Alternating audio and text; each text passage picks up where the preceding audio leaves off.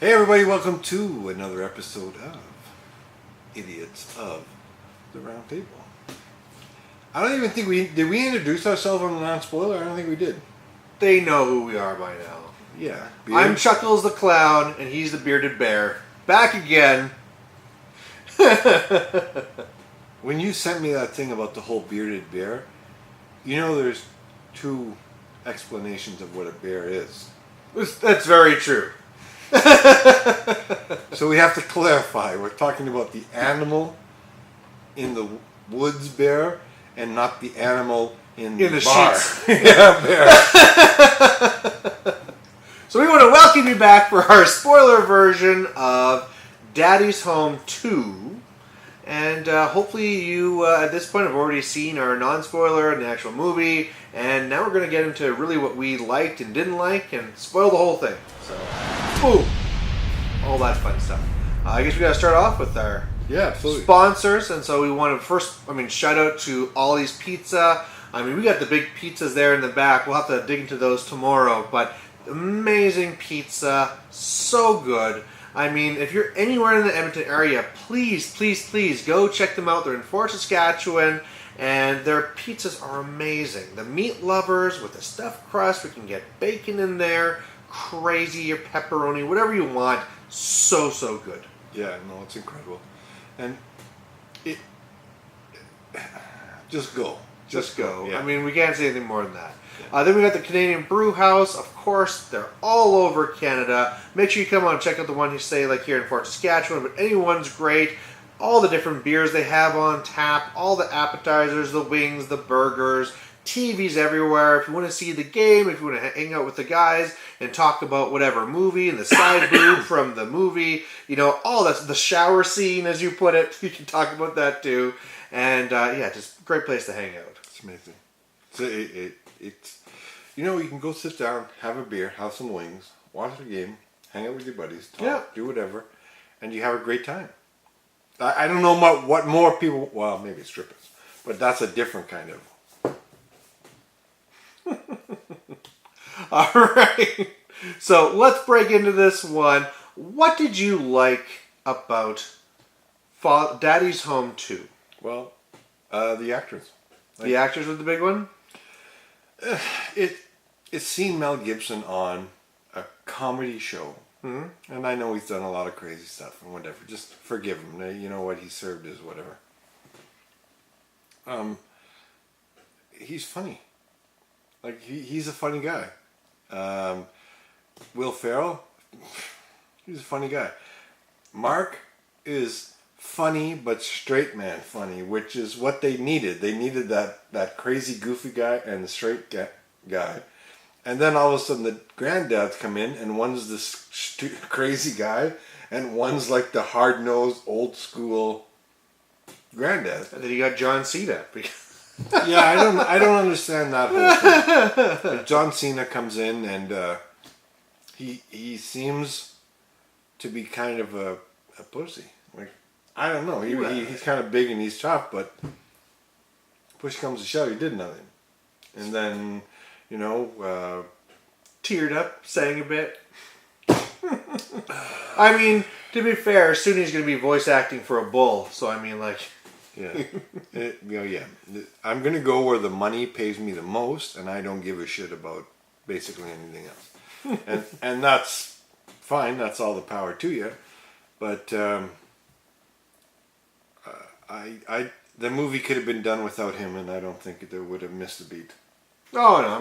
He didn't really bring anything. Good for you. A lot of characters could have been removed, and you wouldn't even notice. But yeah, and that's it. Like again, we talked about it. There's some really fun parts in this that made you laugh. There's some that kind of made you like really laugh and spit the popcorn out or something like that.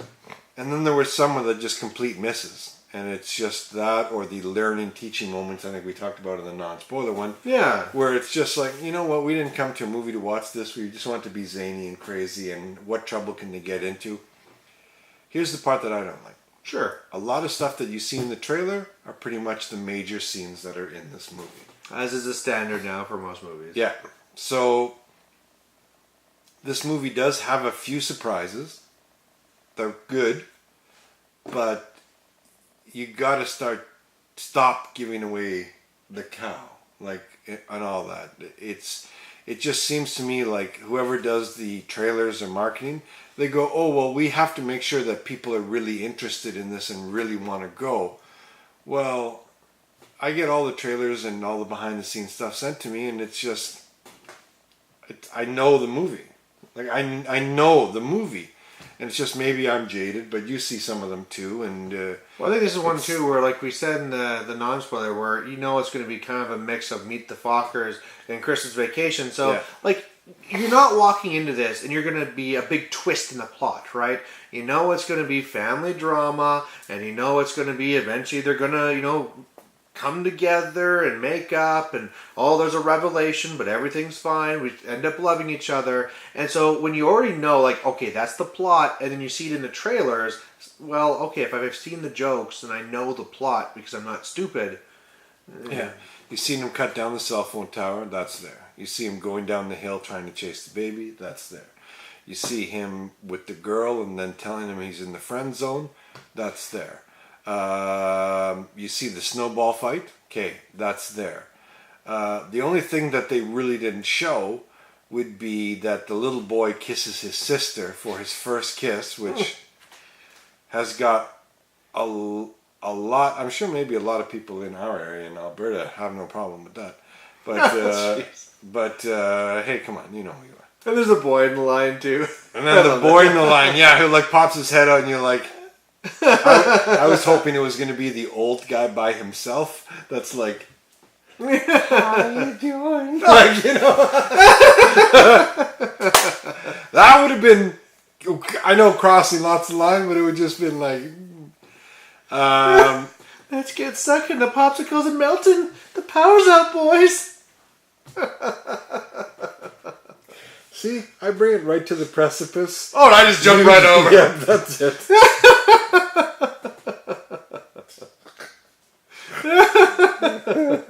And I mean, to bring back to the good, there were some moments in this that I did really like, right? Like, say, like the shower scene there with Will Ferrell. You know, like, that's kind of like dumb and silly, but I mean, that made me laugh. And, like, you know, the stuff with the drunk kids or forgetting the baby or whatever, right? Like, I like those. And, like, the bowling scene. I like that, where in the end, it was like, oh, this is all kind of like coming together and got that one point. It was like, okay, that was cute and that was nice. But then there's a lot of just nothing. There's a lot of fluff and a lot of filler and just, I don't know. This movie ran time was, what, 140, and you figure that they probably beefed that up significantly, because I'm thinking it was about 120, if not less, and they go, oh shit, we got to fill in parts. But, yeah, it's a good movie. I would suggest to everybody, go see this, and then watch this, and then make a comment. Tell us what you think, because there might have been something we missed, or there might be something that you liked that I didn't like. I didn't like the ending when they were doing a scene from what the hell was that Fox show where everybody sings and dances all the time? Oh, I don't know. They've done that in a couple different things. All right, but sing along or whatever. I don't know. But it's like everybody's in coordination and doing all the stuff, and it's just okay. This stuff never happens in real life. Oh no, of course not. Right? That's why it's so goofy. But see, and you love it. Look at him. He's like, I love it. It's all goofy. But I don't know. To me, it got me a little. The movie was good. That part is just like, this is not. It's a Christmas, Charlie Brown. We don't need you dancing, pigpen dancing on the piano. No, I don't know. And what do you think about scenes? Like, how did these ones go off? Like, when he has the snowblower and it's eating all the lights. Like, to me, like, that was like, okay, again, like, this is going along with, like, the Christmas Vacation, and you had the mishap with the lights. And sure, it's like, it's a different type of thing, but it almost just seemed like these are just things that they had to put in because it's being based off of those movies, kind of ish. I don't know. Like, I didn't really enjoy it because it just seemed like it was stolen. It was stupid. Because, again, how stupid is this man that's using the snowmobile or snowblower and doesn't know how to turn it off? I think it wasn't from Mel Gibson. That's the only part I like that scene. Is like Mel Gibson like recording it and laughing at it. that's Like, of course didn't turn off. He's an idiot, right? Like so, like that. Only that saved that scene. If Mel Gibson wasn't part of that scene, we're like, wow, that was just fast forward. It was exactly. Yes, exactly. To me, it was. He's an idiot. Like,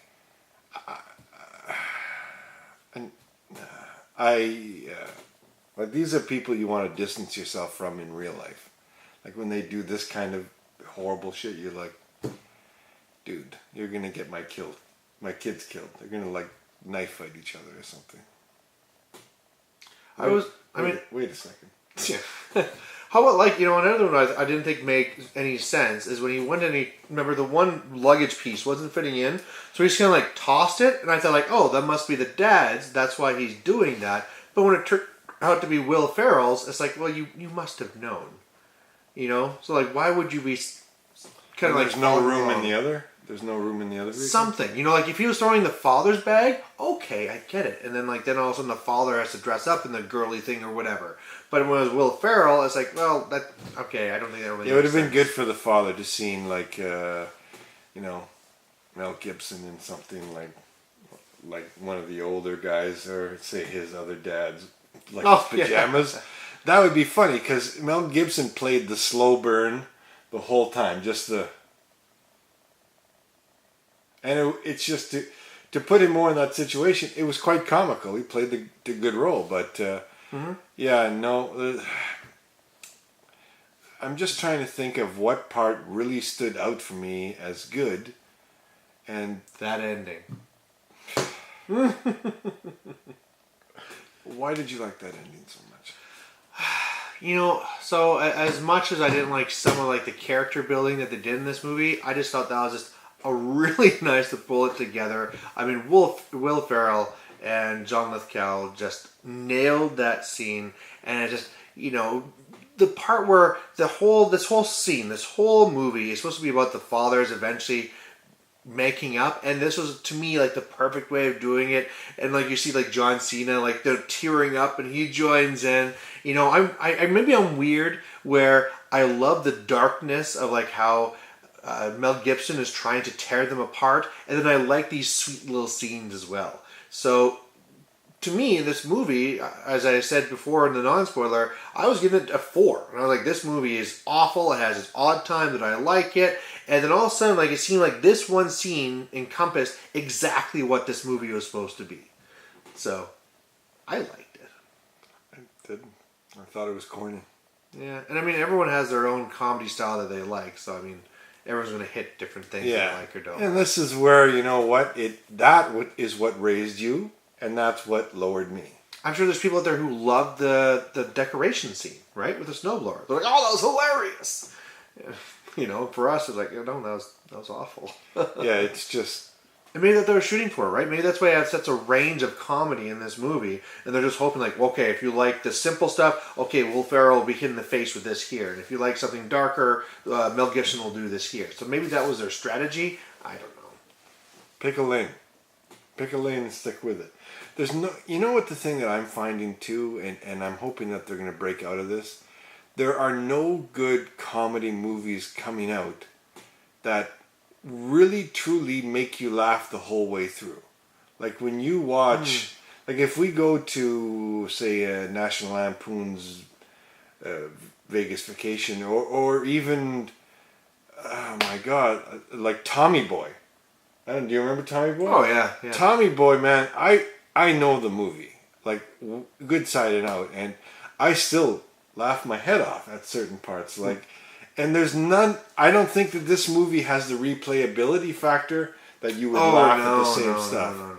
Where a movie like that, it's coming, the lines, and yet the acting's so funny. Like there's a part where he gets hit in the face. I still think that's the funniest shit in the world, but.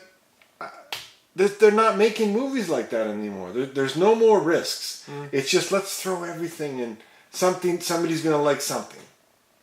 Yeah. Do you find that? Yeah, the comedy is, I don't know. But then again, you go back and you watch some of these ones, like say like some of the Adam Sandler ones, like, oh, that was hilarious. And now you rewatch now, and it's like, oh, that's actually not that good. No, but when you're a teenager and he's like, you're like, oh my God, the best. And then now you're going, how much drugs were you on? Probably a lot. Like, but hey, he made a career of it, so great. Like, you know. Yeah. Hey, I watched King of Queens. I loved King of Queens.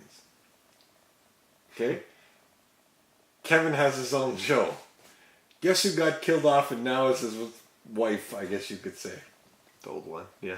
Yep. Yeah. So it's King of Queens again, and you're just going, this is awesome, because that show was so good, and I know they're trying to get Stiller on it to come in and do something, which would be even one show, just him come on and go off like that.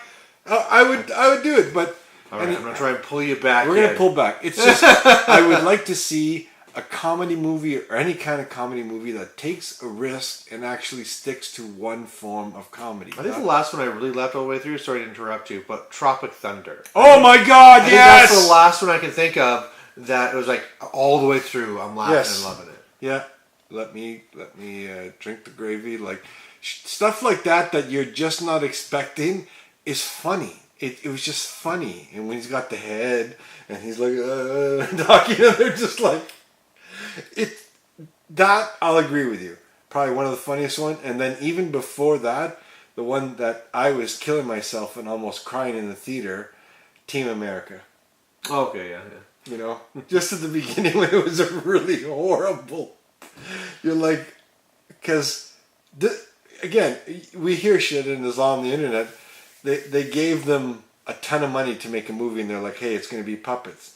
So they had all the executives from the thing there. And then the first little part is a really bad puppets. And they said the executives were like, oh my God, like what did we spend all this money on? And then the show's funny. And if you watch the X-rated version with the really bad, with the really bad stuff, it's like... But maybe that's a different comedy as well, right? That's more of a twisted, dark comedy for both of them, right? And so that's something that bad people like us, adults, will just love that all the way through. Whereas when you're going for the other styles of comedy, like this one here, they're going for more of the wacky, more of the awkward. Did you see what IMDb or Rotten Tomatoes gave this? No, I didn't look at it, but I'm going to guess that on Rotten Tomatoes it got like 34%. 34? Okay, I'm going on to Rotten Tomatoes right now. So otherwise, I mean, maybe that's a good segue into starting to do our ratings. So I already said it in the non-spoiler version, but I mean, and I mentioned before in this one as well, I start off at a 4, where this one's really hit and miss all the way through with more being misses. And then that ending, I really love that ending. So I'm going to give this one now I didn't think of what do you give it, the rating. So I'm going to give it 6, now I can't talk. 6 chases out of 10. Chevy Chase. Because last time with the Fockers for the other part, I'll go with this. I'm going to give it a 6 tomato meters who actually got 16%. Yeah, I can see it. Rotten Tomatoes. I mean, if you didn't like that ending and the ending didn't say it for you, I could definitely see how it's down there. Yeah, I wanted to lower it more than that, but I had somebody say that he would quit, so I couldn't do it. But, 6 from both of us, and I think the 6s might be generous. We laughed, and that's it. You know what? We haven't enjoyed too many movies when we went to them, like, lately. And now we've got a movie coming up maybe that has soured us. Going to see the complete destruction of the DC universe with this shitty movie that's going to come. And, of course, people like you are going to go and eat it up because it's got Batman and it's got Wonder Woman and it's so amazing. And the storyline has no relevance to it. It's just, oh my God, it's so great. Wait, is there a storyline within a storyline and then he's going to kill Martha, but then at the last second... Hopefully no dream sequences. If they can just have no Batman dream sequences, I think we might be okay. How about I'm going to kill this guy that I've been planning to do so for a year, scratch his cheek, and then not do it, and then become his best friend? So, one of the things that will be great about this next week is that also Jeff Riche, another one of the members of the Indie Round Table, will be making a return Well, we're hoping. We're hoping. So this is for our fans because we know how much you like it when we get Jeff completely crazy, which is not hard to do. So make sure you comment hashtag bring back Martha, and then we'll know that you want to have him back on here defending this movie. So it'll be interesting. I have my hopes this is going to be good. You have your worries. I have my worries. Yours is more around the production. Mine's more around the cyborg, who's super CGI. Yeah, yeah. Plus Batman is, and then Wonder Woman is untouchable. Oh, she's a god. Yeah, so is Thor. We'll talk about it. So it's she can't be hurt. Period. Well, she's got a shield and... Next week's will be a lot of fun. Like, book it off right now. Go to your calendar. Pause this video. It's okay. We're done. But go to the calendar and book that off, because next week's going to be a lot of fun. It's going to be stupid, because I'm telling you, she's going to receive no damage, and it's going to be like... Then That's how it works. No, it's not how it works. How it works. She's a woman. She can get her ass kicked, too, and then get back up and fight. Like, Like, I'm sure she'll take, her own blows, but I mean, they're not going to do anything like, she loses an arm or something. No, I understand, but if you watch a Marvel fight, like, there's blood being spilled by the Avengers. Well, some like coming off of the mouth. That her? thing. Oh, I'm getting shot by a whole infantry in trenches. Oh, I'm going to hold my shield and I'm going to do that. You realize bullets are coming in from this angle where your shield can't do that, or are they too stupid and this infantry doesn't know how to shoot? No, if you're from the side, you're seeing this beautiful woman and you can't. Oh my god, you're so pretty. She's rushing at me. I'm trying to shoot her boob right off her chest. What? Your job is to... You don't shoot the boob, you shoot the legs and then cut off the arms and then she can't defend herself. God. Alright. Right. That's good. So, that's the way that you get Curtis back on track. He goes so crazy, he's like, holy shit, this train's on fire. We have to get back on the tracks.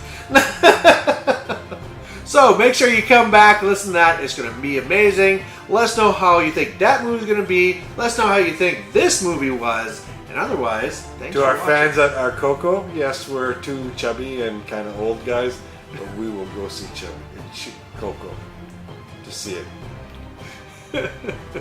Yeah, Coco Jumbo. Anyway, all right. See ya.